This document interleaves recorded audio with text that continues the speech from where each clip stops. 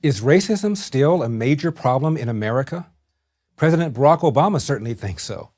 He said that racism is in our DNA. Really? If racism is in our DNA, doesn't that mean it's immutable, unchangeable? But America has changed, and dramatically so. In 1960, 60% of Americans said they would never vote for a black president.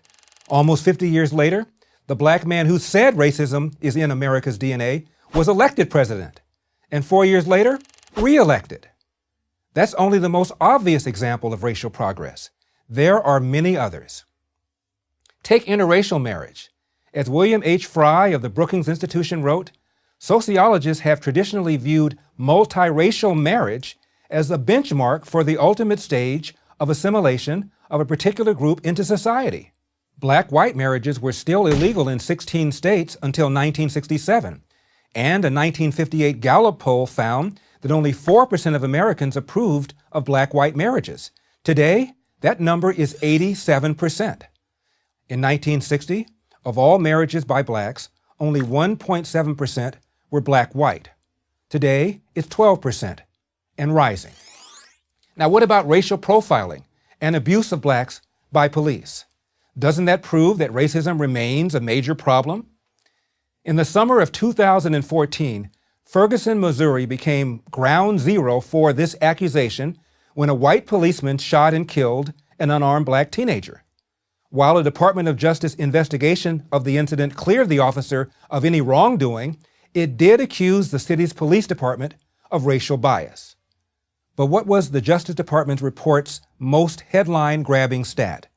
The gap between the percentage of blacks living in Ferguson, 67%, and the percentage of those stopped by police for traffic violations who are black, 85%, an 18-point discrepancy. Racism, right? Not so fast. Blacks comprise 25% of New York City, but account for 55% of those stopped for traffic offenses, a 30-point discrepancy, far bigger than that of Ferguson. Why isn't the NYPD, a department that is now majority-minority, considered even more institutionally racist than the Ferguson PD?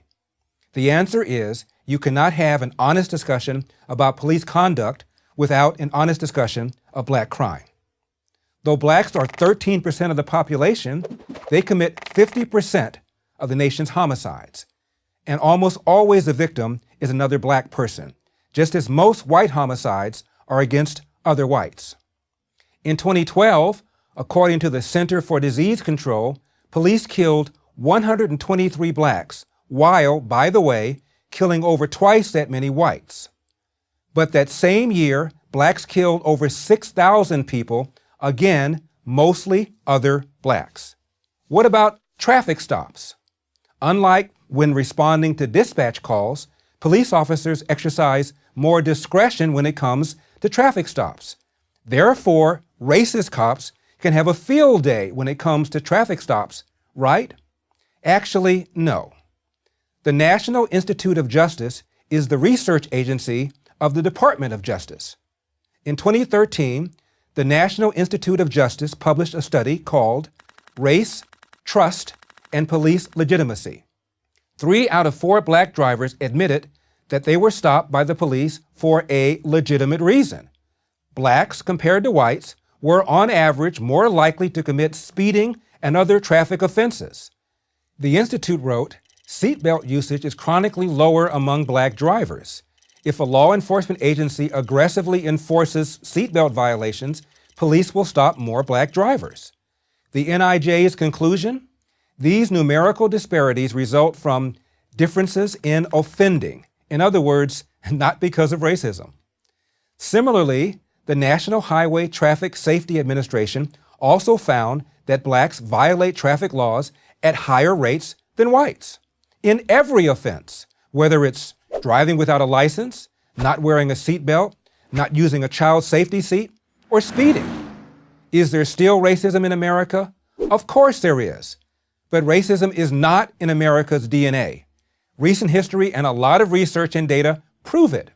As liberal Harvard sociologist Orlando Patterson said, America is now the least racist white majority society in the world. has a better record of legal protections of minorities than any other society, white or black, offers more opportunities to a greater number of black persons than any other society, including all of those of Africa. Patterson, by the way, is black. I'm Larry Elder for Prager University. To subscribe to our YouTube channel, click here. To help keep our videos free, donate here.